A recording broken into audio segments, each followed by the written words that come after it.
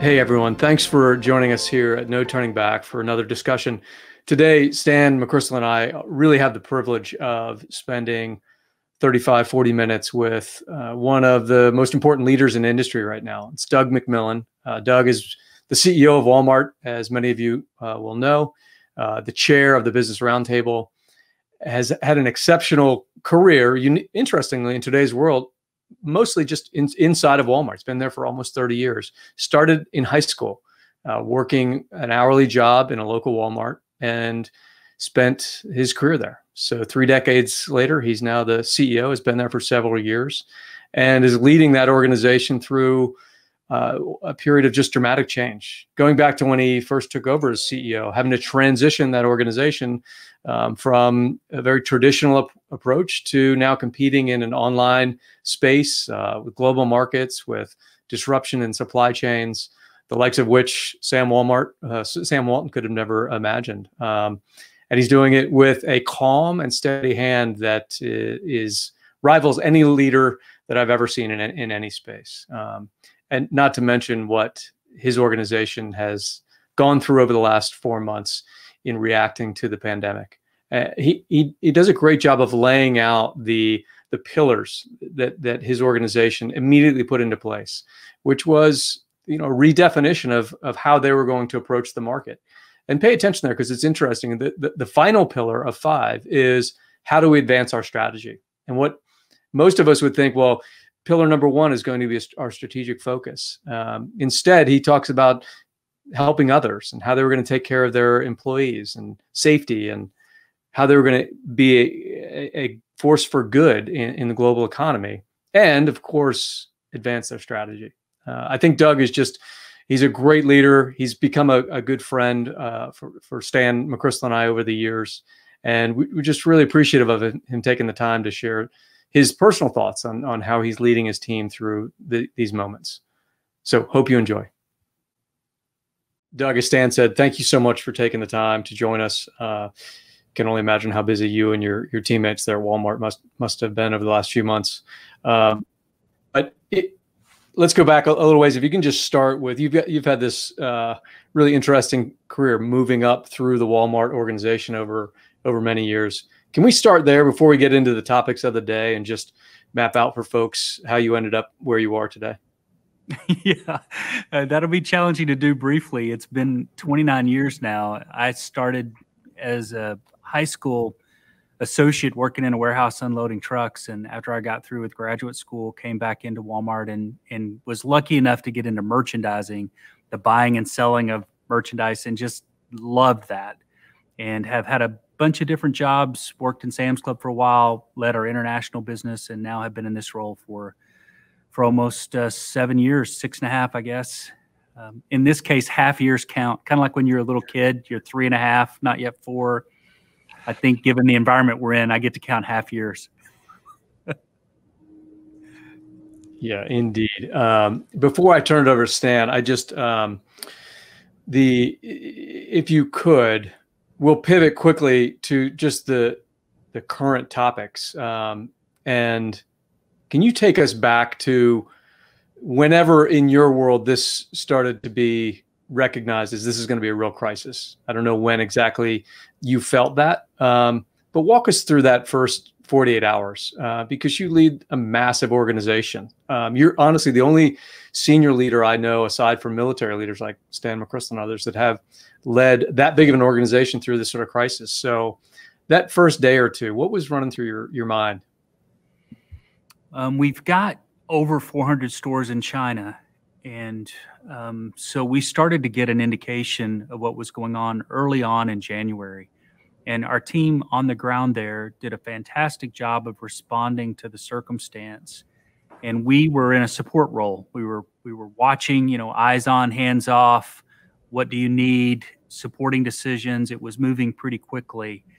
And then I would say in late January, February, it became clear to us that the world everywhere was going to change, including here in the United States. And like many people, we were in a reactive mode, and starting with, how do we keep people safe? Do you keep stores open? Do you keep your e-commerce business running? What are the ramifications of that? What does that mean to associates that are working on the front line. And it wasn't until we'd been in it for a few weeks that it emerged in a clear way to us that we really had a set of 5 clear priorities. And I suspect that you all have had that experience too. Once you kind of get a sense for what you must do and what's most important, it helps with decision making. And our 5 priorities emerged as keeping our frontline associates safe, serving customers by keeping the supply chain operating. The 3rd priority was helping others. We recognized that our stores were going to be open, our business would be running, we would have cash flow, and that many people would not. There were all kinds of stakeholders that needed support, and we had the opportunity to be able to forgive lease payments and do other things to help others. The 4th one was manage the business in the short term in a way that you avoid a cash crisis or some other type of issue that was self-imposed because you weren't paying attention. So how do you manage short term? And then the 5th priority, really, we didn't work much on until we got into maybe March and then beyond. And that was to further progress our strategy in the midst of a pandemic. How do you keep moving forward on the things that you thought were important before you found yourself in this environment? Once those 5 pillars fell into place, our decision-making improved even more, and we sped things up. Doug, we've had the chance to talk, and I've been in your office, and I know that when you go to work, your ego doesn't come with you. But something I used to tell young officers when they suddenly became battalion commanders, about 600 people, maybe a store manager equivalent, they became like dinosaurs, meaning their brain didn't get any bigger, but they got this huge tail. And if they turned suddenly, that tail could knock stuff over. You are now leading this extraordinarily big company, but also an important part of essentially the supply chain for American families. How do you think of yourself as a leader now? How do you look yourself in the mirror and say, if I make a decision, it's going to affect more than 2 million associates, but countless other people? How do you process that? Yeah, the responsibility of that was clear to me before, but in this moment, in this environment, it's even more so. And so the inner voice that's going on is be decisive, don't let people down, move with speed, listen, be the best that you can be in this moment and understand the significance of it. And when I say be decisive, Stan, one of the things that goes through my mind is that doesn't mean that I make every decision. It means that I create clarity for others so that they can make decisions. And in this moment, back kind of related to what Chris was asking about, speed became very important. And my normal leadership style is to be very participative and to build, to the extent that you can, consensus. 2 minds are better than one. How do we get people into these decisions? But in this moment, that circle had to tighten up and be only the people that needed to be in the discussion for that particular issue in that moment. And then when you've got a lack of clarity and you're listening to your team and they seem to know what they think is right and best, let them go. And even if you're not quite sure, this is not a moment where you get to gather a lot of data. You kind of have to use some, gut instinct here. And so that was one of the real-time learnings for me more than ever, was to create organizational speed by not getting in the way. And when a decision had to be made by me, make it, and make it timely. Can I pull on that just a little bit? Because this is something other clients have asked us about. In a crisis, people tend to centralize. You tend to say, we don't want to make mistakes because it's so important. And yet what we found is what you're saying, if you push decisions closer to the point of action where people actually have a better sense of what's happening, they come out better. But that sense of unease, that sense that this is a really important time, how do you deal with that? It's a challenge. I mean, there are moments, days and nights where you do feel that unease, and I hope this one's right. And many of these decisions were unclear. And we made a bunch of them fast. And it was everything from, the things related to PPE, to social distancing, to operational procedures. what hours do you close? How do you clean? What do you do when you have a case in a store? All these things are flowing. There are lots of issues with the supply chain, not only for the goods that we sell to customers, but for the things we needed to keep our associates safe. And so, there's about trust, I guess is the way to say it. I am so thankful that we have got a really strong team here. The leadership team was ready for this. They're capable. They're diverse in thought. We had good debates. I think a healthy amount of friction in some of these discussions. And I think the thing that gave me peace to the extent that I had it was just knowing that I had well-intentioned, smart people that were ready for this circumstance to the extent that you could be. Can you talk a little bit about, because again, to Stan's point, we've had a lot of questions around this recently with senior leaders, organizations not of your scale, but big enough to feel these pressures. Can you talk about how what type of information you needed to receive has changed over the last few months? And in the military, I saw us go under Stan's leadership from a lot of separated high intensity operations to this very interconnected system, as you know. And we watched our leaders transform what had seemed like the mundane had to be in the general understanding. Like we as a frontline operational team, you had to sit through and listen to our senior leaders digest supply chain issues or R&D issues, because there was a recognition that there's no slack in the system now. And if there's a change in this metric over here, eventually it's going to impact this team over here. I think it was, I'm guessing, but a slower process for them. You've had to adjust that in just a few weeks or months.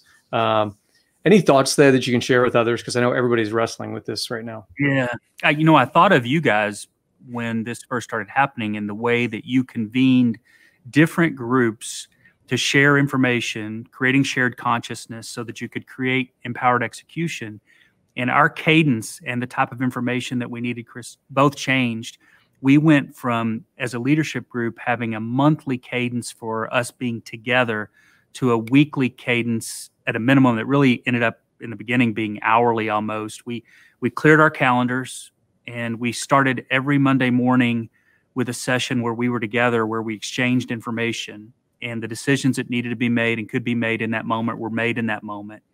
And then we identified the things that needed to be determined that weren't yet, ready to take shape, and who's got that, and when are we going to follow up on it. And because of the fact that our calendars got cleared, we were available to each other via Zoom and phone call, and the speed of decision making. And I think the quality was there too, but the speed of decision making went up so much. It actually was a bit of a rush, as you may have experienced in the beginning, because our confidence level went up. Like we're actually really moving fast, and we're making good decisions. We've aspired to be this fast before, and now we really are. We like it. And what we realized at this point is that you can't sometimes keep up that pace. You can't sprint a marathon. We still feel like we're trying to sprint a marathon, but it's not really possible. So lately we've been trying to orchestrate breaks and tagging people in and out so that we could sustain it. The type of information shifted to being much more tactical. Where are the surgical masks we needed? We've shipped over 160 million surgical masks to our associates just in the United States. We hired, since the middle of March, 450,000 new associates so far. 450,000. It used to take us weeks to hire somebody with the background check and everything else that we go through. And our team figured out how to change some things. We still do a background check, but we get people hired in hours and days now. And the process has been changed in such a way that's just one example of how things really changed that we didn't think we could change before, creating this confidence that emerged in the beginning and still persists. Doug, Walmart was in a crisis. The nation was in a crisis. The world was in a crisis. But so was every family. So was every team member. And so your role, beyond making fast decisions and focusing on process, also embraced all the people that are impacted by what Walmart does or fails to do. How did you think about your role on the inspiration side as a leader during this period? It's so important. I know both of you live this and understand it well, but it's so important to set the right tone in the way that you both verbally and non-verbally engage people. And they need to know that you're confident, and that while things are definitely very challenging and the most difficult of circumstance in many ways, I mean, literally life and death type decisions, people need to see leadership be present. And so, you know, in our case, we need to be on the front line and want to be on the front line. So we're traveling some of the leaders every week out to visit stores and clubs and distribution centers, and asking, what do you need that you don't have? Do you know how much you're appreciated? When's the last time you had a day off? What's happening with your family? Do you have any ideas on things we can do to keep customers safer or keep you safer? And that information, in addition to the data that we can see in our dashboards across the company, has been really valuable. And, you know, we learned things, you know, when we were putting up plexiglass.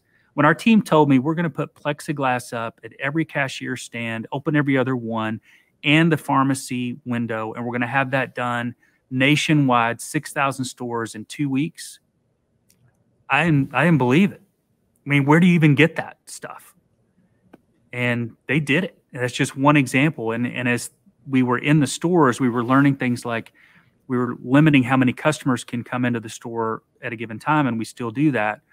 Well, the team thought through, with a multiple entrance store, we've got to have a digital app that enables counting, adding, and subtraction to happen as customers come in and out. And they built that in like 24 hours. The idea would come from the stores in many cases, and the team was, you know, was making it happen fast. Doug, can I dig a little bit deeper on a point there that you just that I think is important? You moved through it, the idea of what we call in the military battlefield circulation, getting out to the front of the fight. In your case, to your frontline team members. I know that's been a practice of yours for a long time. We recommend it all the time to senior folks, but it's an art. You know, as I'm back to the dinosaur analogy, as you well know, if you or one of your exec team walks into a local store, it can be as or more disruptive than it is beneficial, even in normal times. If you don't, there has to be a very, very methodical process to how you do that. Can you walk people through a little bit? What are the questions you ask? How do you not shut things down for the day so that they're just worried about your visit? And how do you really get that ground level truth from folks? But first of all, they can't know you're coming. Like, if they know you're coming, the preparation is unbearable. And the people that feel that are the ones that are doing the work that you want done for customers. So we surprise stores as much as possible. In my personal experience this year, I think I've maybe only once not surprised a store. So when you walk in, you can get in there for a few minutes and start to get a feel for the place before anybody recognizes you, and talk to a few customers, which has been interesting during this period of time. Always is, but more than ever. And then, you know, eventually one of the assistant managers or a manager will find you, and you can start a conversation. And I try to always start those conversations with them personally. Tell me about you. Tell me about your experience with the company. Tell me about your family. How are you? And then after you've done that with the leadership team and you've heard how they're doing, you get a lot of information about all kinds of things. Just hearing that story, you know, get a sense for whether the store needs help or not. And then we'll go for a walk and go to the back room of the store, because you can't have a good store without having a great back room. And there are a lot of people working back there that sometimes don't get recognition. And then you work forward out into what's going on the sales floor and what's happening at the front end. So there's a process there. And then one of the other things that comes to mind is don't stay too long. Like, especially during this period of time, I try to be in and out of a store in less than an hour. And then the question is, where do you go after that? Because once you've shown up in a town, everybody knows it, and all the other stores start, you know, standing at attention. So you try to be strategic with that. And if you're getting on the plane to go to a different location, let people know I'm leaving town so that they don't worry about that kind of stuff too much. So yeah, it's really important to be deliberate. It's not a time for me to go in and point to details. You know, I don't need to be walking around the store during this period of time saying, you know, we're out of stock on hand sanitizer. Everybody in the world knows we're out of stock on some hand sanitizer items right now.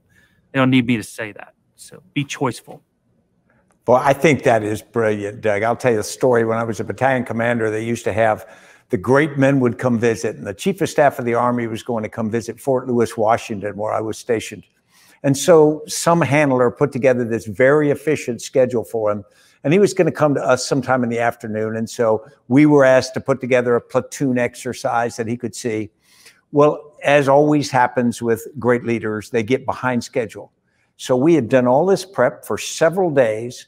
And then about noon or an hour before he's going to come, we get this call that says, well, the great man can't come. They changed his schedule. So thanks anyway. Every Ranger now hated that general who they'd never met. And he probably never even knew about it. He was probably following what someone had set up. So I think what you describe is more important than maybe listeners might realize at first, because it's respectful to the people that you're working with, that looks for their welfare. And it also gets you the truth. There's the old saying that the royal family in Britain thinks everything smells like fresh paint. You know, and it makes sense. I remember what it's like. I used to be an assistant manager in a store when the person didn't show up that you heard was coming. And it's a huge disappointment. And everybody's put forward so much effort. You want that effort every day, in our case for customers, but there is a surge when you think a leader's coming. Now, let me ask something personal, if I could, and you can kind of fend me off if I'm too personal. You do a lot of battlefield circulation, and so it's exhausting. You make tough decisions when you're not circulating, which is exhausting. You are also performing a role that's bigger than Walmart. You have become a leader in the nation to whom, you know, questions are asked of a geopolitical nature. How do you keep yourself sort of centered? How do you keep yourself from getting frazzled, from getting tired, from getting short? I know when I get, as Chris and I know from working together, when I get tired, it's not the best stand. And so how do you manage the best Doug? Yeah, I think in my case, it's faith and family primarily. And I'm married well. I have a great partner and coach in Shelley, and she helps balance me out and give me, you know, some things to think about on a walk, again, encouragement when I need it, and those kinds of things.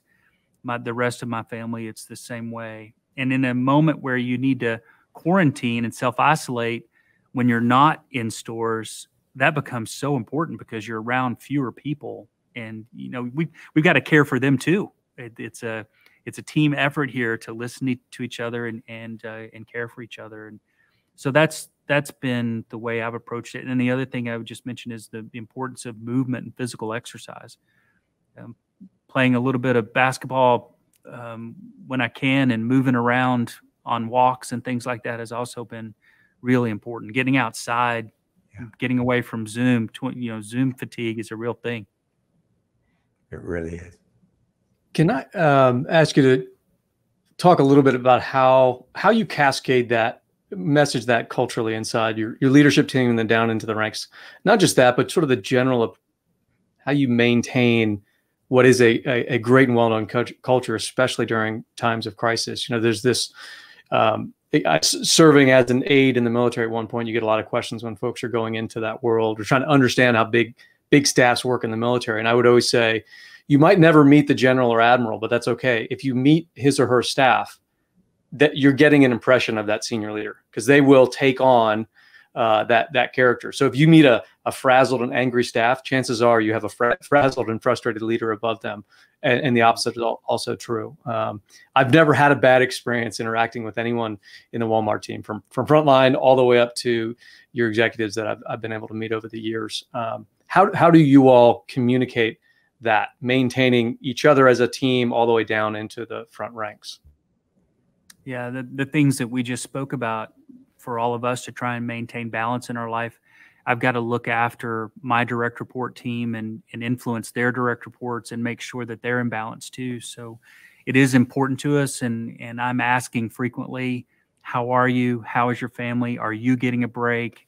Been a little hard to get my leadership team to take breaks lately, so it had been more aggressive with that. And as of late, several of us have gone away for a week or shut down Zoom for a week to try and make sure that we're getting some rest and recovering. And so that's obviously really important. I think the other thing that comes to mind is the importance of skip level communication. The amount of notes and video and other things that I and other leaders have done is quite high. Take the murder of George Floyd and everything that happened before and after that. That's an important conversation. It's important work for our company, for the country, and being able to speak about that using video and writing letters and messages expressing how I feel and what the company's doing and what we should take on beyond just the company. All of those things are super important, and you can't do much of that communication through the ranks. That's a broadcast message, and social media plays a role in this today as well. And so I think it's a combination of how do you lead those closest to you, and how do you try to put your arms around everybody. And there's been a lot of communication. The amount of information I've received from our store associates and email and text messages from people and comments on social media, there's just a lot of communication. I think that's good. I think it's one of the ways that we get through this together.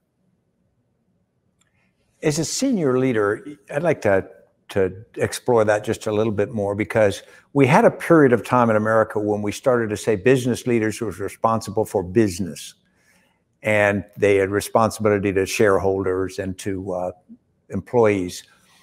But what you've described is a bit broader. It's sort of a responsibility to the nation, society, the globe. What's your journey thinking about that? Where do you think it's going, and how do you consider it now? Yeah, I've been blessed to be part of Walmart. And in the beginning, I think Sam Walton, our founder, and others acted like a typical entrepreneur. They thought about customers they were trying to serve and the associates that they were doing it with. And there's a quote from Sam that says something like, if you take care of customers and associates, the rest of it works out. Like financial shareholders benefit. Don't worry about pleasing Wall Street. Take care of these two stakeholders. I think that works for a while. But Walmart got to a point where we were large and societal expectations were higher, and we kind of missed the memo for a while and didn't understand what a mature company looked like. And there was this moment in time that centers around 2005, started a little before then, where Hurricane Katrina hit. And there was an opportunity for Walmart to step up. And Lee Scott, our CEO, and the leadership team at that time did that. And our associates did that at that time. And it really taught us a huge lesson. Like we can do more to help. And we need to think about all the stakeholders. And if you fast forward to today, take the Business Roundtable statement of a purpose of a corporation that came out last year. It's a multi-stakeholder capitalism statement. And basically what we're all saying, this is around 200 of the largest companies in the country, is if you serve these multiple stakeholders, your customers, your associates or employees, the communities you serve, you do good work as it relates to the planet, in the end, over time, that financial shareholder benefits. That's the way to think about it. Not short-term oriented, not this quarter, not just sales and profits and financial shareholders. But if you think about the whole set and you try to optimize the system where all of these stakeholders benefit in the right ways in the right time, you end up with a much healthier business that over time has a better return for the shareholders than it would have otherwise. So I'm a big believer in multi-stakeholder capitalism. I think it's a good way to think about business, but it's also, as a person, the way I want to be. And I think so many people feel that way. And I think we recruit and retain people at Walmart because they think that way, and they see an opportunity to join a big company, maybe make a policy decision, make a change on an item, make a change in a business, and you literally change the carbon footprint of the country. Or more broadly, we got this Project Gigaton going on right now with suppliers trying to take a gigaton of carbon out of our supply chain. And I think we're going to make it happen in the period of time that we set the goal on. And it's because of the ability to make good choices and leverage scale. So that's the way that I think about it. And what gets me up in the morning, gets me excited, is that I work in a place where we can really make a difference. Doug, can I build on that a little bit? Because it's such an interesting, Stan and I, if anything, just students of leaders and leadership, and so few leaders, myself included. It's time, life experiences, et cetera, to get into a position where you are, like both of you have and currently are, been in your careers, where you're literally on top of an organization, and there's no rule book. There's no one telling you what to do. You just have to figure it out. The most successful leaders, and I experienced that the first time I ever saw it, really was being part, as a junior officer, being part of the senior staff, trying to figure out an incredibly complex global situation and realizing there's no one telling these leaders what to do. They are getting together multiple times a day, just trying to figure out how to be successful here, which is unique. Most of us get really good at being told what to do and then executing it a little bit better, et cetera. How the ones that I've seen that do that the best, they have a mental framework that evolves with them over their career, and it matures. And when new problems come across the bow, I've seen them just wrap it into that way of thinking. And so that maybe to your 5 pillars, like you start to think in framings, and so whatever situation comes up, I know generally how I'm going to approach thinking about this, communicating with the team, and I'm assuming for most leaders that also matures as they mature through their leadership life cycle. What are your thoughts on that? Do you have a frame that you try to focus through when it comes to those new and hard problems, where it's just going to be everyone looking at you saying, okay, Doug, how are we going to solve this? I think it's consistent with the 5 components I mentioned earlier. In our business, there are families counting on us to deliver quality products that are safe and effective for them to use at a great value. And that's our purpose. And, it starts with what Sam Walton said when he accepted the Presidential Medal of Freedom. He said, the secret is we're all in this together. And if we keep working together, we'll be able to show people what it's like to save money and have a better lifestyle, a better life. And so that first piece of the framing for me is, how does this deliver against that purpose? And as we're thinking about associates, which is kind of the how do you do it, there's the what, which is the purpose I described. Then there's the how, and the how is related to our 4 core values: acting with integrity, striving for excellence, serving the customer. These core values are timeless, and the 4th one is striving for excellence.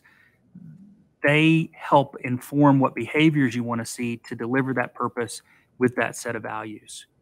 And if you have those in mind and you think long term, I think that's a good place to start out as we try to solve problems here.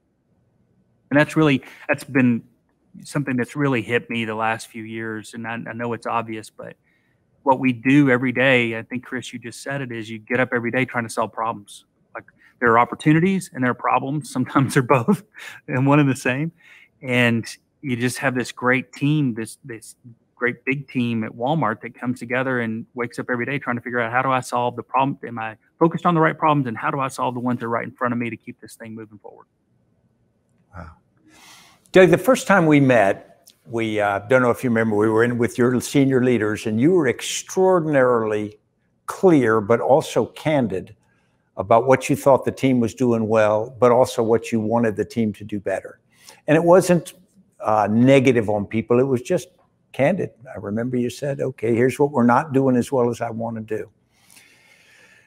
What is the secret there of getting the right balance in a team with pushing them hard and being, at the same time, we want to be nurturing, we want to be inspirational? What's that balance?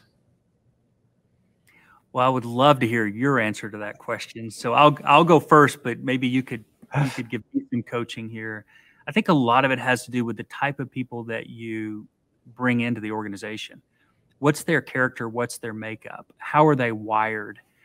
And there are some people that need a disproportionate amount of praise, and there are other people that don't need a ton of praise. They want to solve problems. They're kind of driven more internally by knowing how high their expectations are. And I've been just completely blessed to work here, and even before today, but certainly with this leadership team, have a group of people that are that have really high expectations. They're really self-motivated.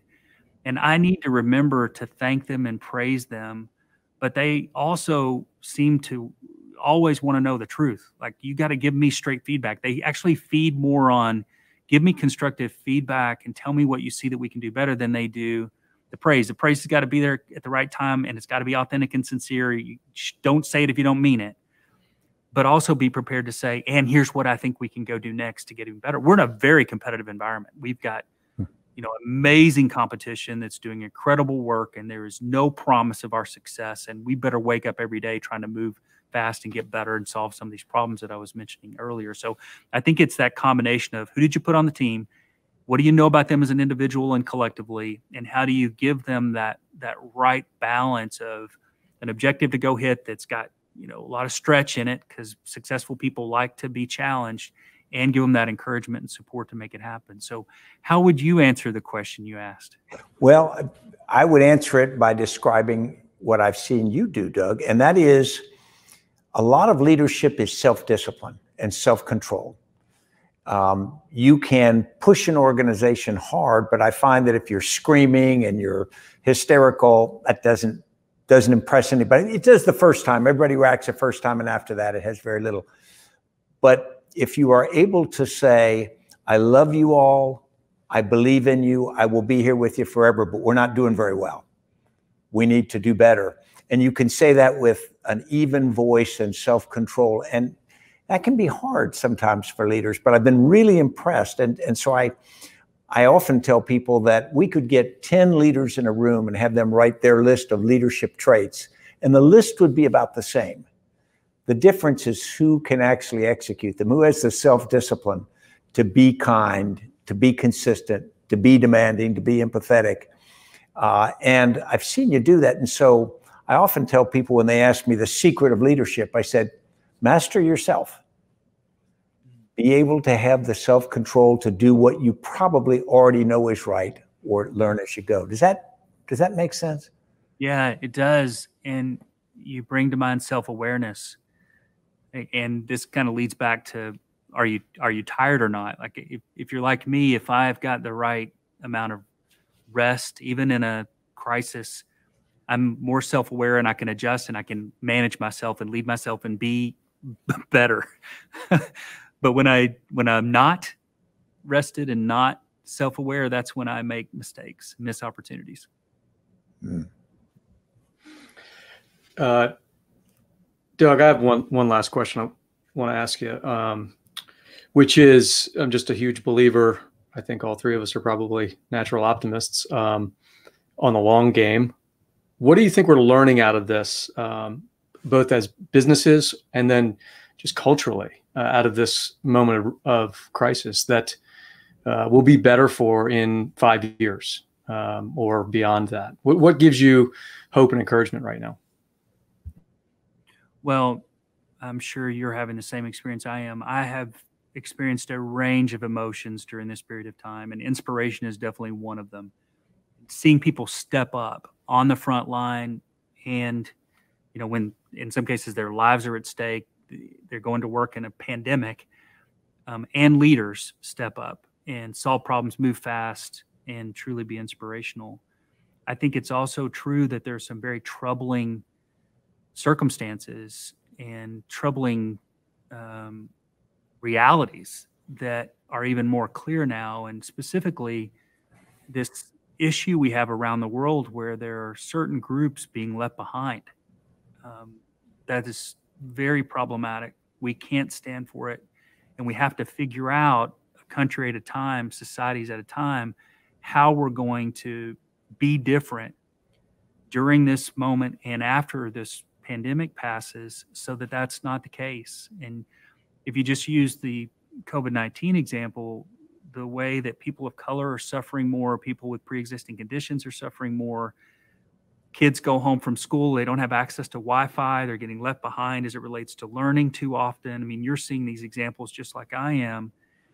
And I'm a huge believer in free enterprise and capitalism, business for good, this country. But there are changes that need to take place. And, I've been learning the last few years and even in the last month or two more about the decisions that were made before and after our country was formed, and how different policy decisions, as all these years have gone on, have created inequities. And now we've got this set of complex systems that are not isolated. They interact with each other, and their outcomes are not optimized. We got to find a way to tweak those systems, change some of these policies, change culture in some ways, so that we don't leave people behind. It's not what any of us want. It's not the right thing to do, but it's going to take a lot of thought to work our way through that. And so that's very much on my mind in the BRT role. Walmart can play a role there too. And I'm finding a bunch of CEOs that are like-minded on that issue. And just as we're trying to solve problems within our companies for our customers and others, we're trying to help each other solve problems for business and for the country, to try and come out on the other side of this in a better place. But I don't underestimate the degree of the challenge there. Yeah. I love to hear a leader talk about what I would term responsibility to each other, to fellow citizens of the country and the world, because it's pretty much as simple as that. Doug, I want to thank you incredibly for your generosity with time today, and your candor and your leadership that you provided to us and to all the listeners today. Thanks for what you're doing. It's great to see both of you, and I miss you. I look forward to a time when we can be together in person. We'll make it happen. Folks, thanks for staying with us through that. What a great discussion. As I said at the opening, Doug is an exceptional leader. I mean, he could be leading Walmart. He could be leading in the military. He could be a politician. You know, he's just a person that was born and has worked very hard personally and with his family and his close associates to become the leader he is today. So grateful for the time that he spent with us here. Hope you got as much out of that as Stan and I did. We look forward to seeing you next time at No Turning Back. Thanks.